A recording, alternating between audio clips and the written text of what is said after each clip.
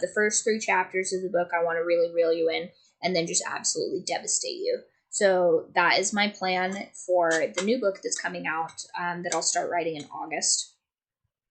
And it's going to be about male friendships. This book was about female friendships and how the people that have done me the dirtiest have been, oh, that's so sweet, but I definitely could make at least somebody mad.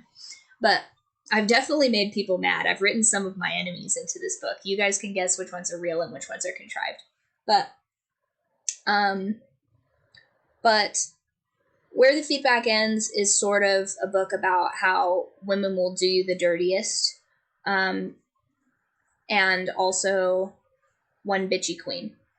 I have one bitchy queen in here that's kind of not great. But ultimately, in the grand scheme of things, he's not that bad.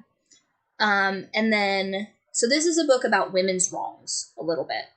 And then where Moon and Marble is about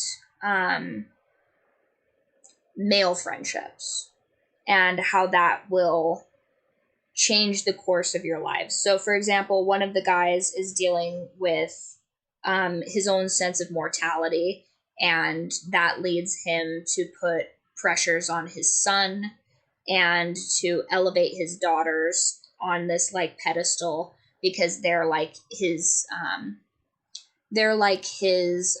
oasis, essentially, from the stresses and the rigors of his work. This is like corporate dad struggle session for a couple of chapters. And then how his son goes, and then you get to see the son's perspective where he's had the enormous weight of essentially his father's legacy placed on him, and he has to grow in the confines of that gilded cage. But also he likes a girl, and he has to put himself in a position where he can vie for her affections in this very corporate landscape. And then